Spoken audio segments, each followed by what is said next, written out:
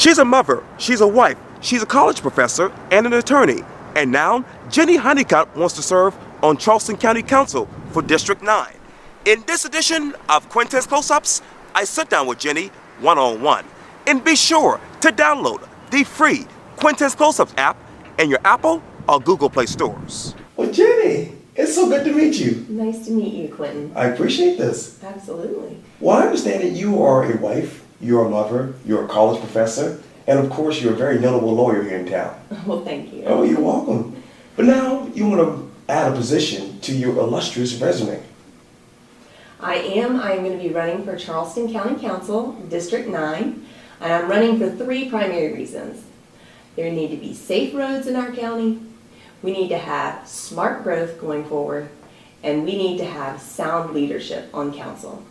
And by that, I mean in safe roads, we are behind the times. It's time to get caught up. My opponent, and Joe Qualey, who's the incumbent right now, has voted at every opportunity against the completion of 526, and I am for the completion of 526. And it was voted on by voters. Its funding has been available, and it's been withdrawn numerous times, and it's time to get the job done. Yeah. And I know that you worked in Columbia under then Governor Mark Sanford. Yes. Why do you think politics has creeped into this discussion about safe roads, especially trying to complete 526? Well, it's funny because when I grew up on James Island, there was no James Island connector. And most people now can't even remember a time when there was no connector.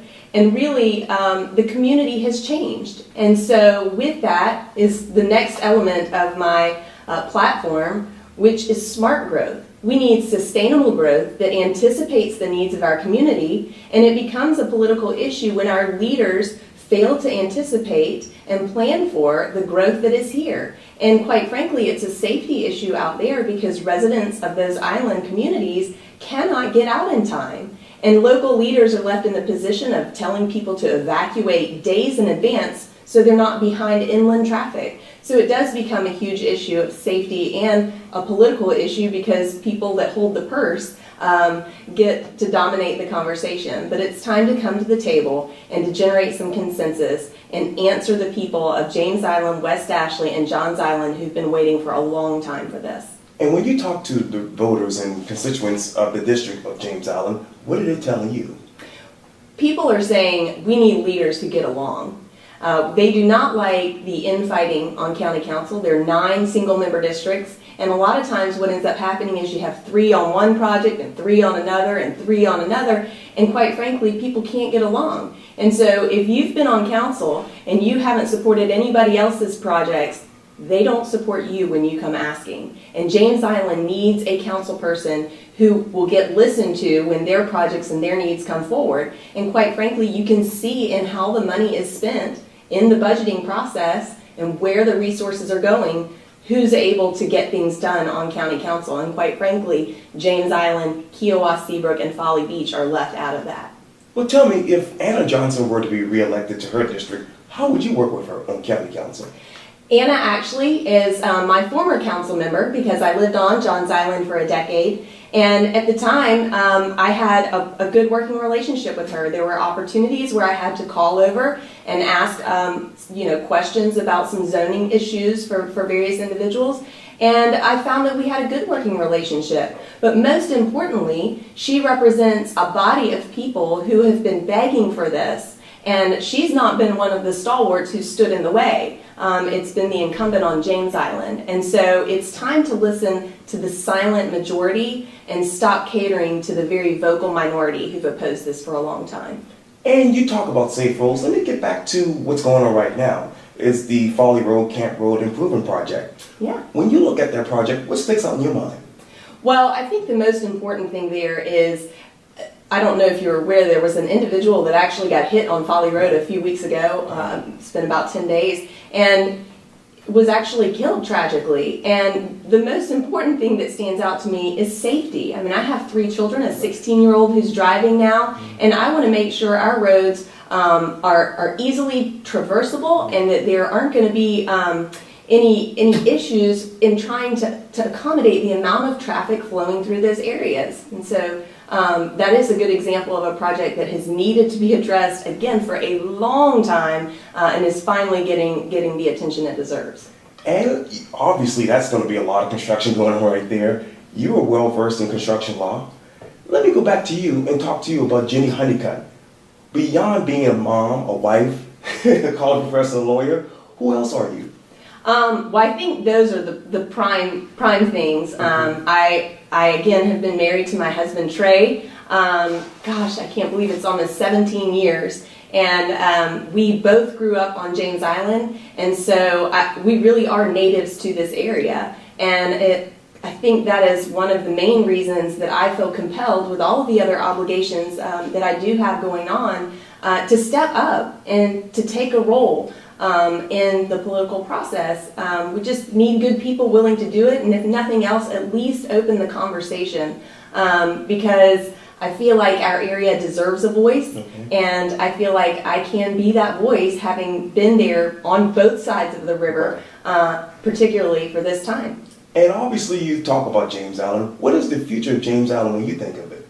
Well, it's a growing community, and the thing about Charleston as a whole is, and we know the statistics, about 40 people move here a day, is we have to anticipate that. We are doing everything we can to bring in new business and innovation and technology to create high-paying jobs that I think most lawmakers are in favor of. But with that comes a certain responsibility to anticipate the needs of the community. And James Island is one of those sleepy towns that's right on the outskirts that has actually it's a great environment to raise a family in. But that only comes with having the appropriate infrastructure in place and in helping business and communities work together in that sustainable growth model. And if you were to be elected, what will you do on day one as councilwoman? Oh gosh, that's an excellent question. My priority is going to be building relationships with council members. Obviously, as a freshman and coming in, I want to learn the process, and I've spent time reviewing council meeting minutes and that sort of thing. But really, to get to know the other council members, and then to be an advocate. I, as a lawyer, am an advocate by nature and training, and I will take to that council a devoted attitude of advocating for the people of James Island, Folly Beach, Seabrook, and Kiowa. Do you have a relationship with the county council members now? I do, actually. I have called on the incumbent county council members several times in the past, and I, consider Brantley Moody and Elliott Sunny friends. Okay. I haven't had as much interaction with those that are farther away from my district, but quite frankly, some of the responses I've gotten when I've called upon my county council member, there just it's been a lack of action. And I'm looking for leadership. I'm looking for accountability for those services that government provides. And unfortunately, I think there's some areas that can really use some improvement and that just haven't been addressed as well as they could. Do the people of James Island actually know Joe Quayle? In my experience, most people don't know who their county council person is when asked. So I think the role itself needs a little bit more attention, and so I appreciate the opportunity to come in a setting like this and explain why it's important. Joe individually, I'm not sure if people know exactly who he is, and I think his reputation speaks for itself. Now, you talk about voice a lot. How far will your voice go on county council? Because you have some top people in there with a lot of egos and experience.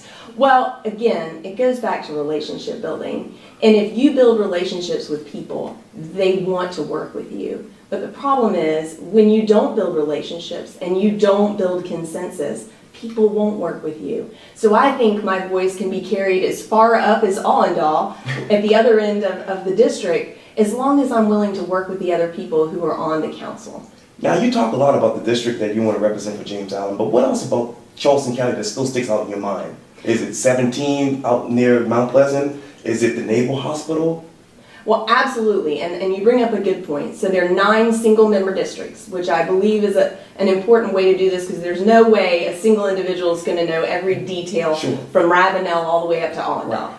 Right. And so my primary focus would be, again, the advocacy for the people in my district. But the county is integrally related. And so the issues that affect my district specifically will also impact Johns Island, West Ashley, the areas of 17 headed toward Ravenel. All of those areas need alleviation of that congestion that's caused by the traffic out there. But again, building consensus and helping with folks across over in Mount Pleasant and as far out down 41 and in North Charleston, again, comes down to building relationships and working with one another to create opportunities where we can, there's some give and take. Jenny Honeycutt, thank you so much for your time. I really appreciate this. Thank you, Quintin. It's been a pleasure. Likewise.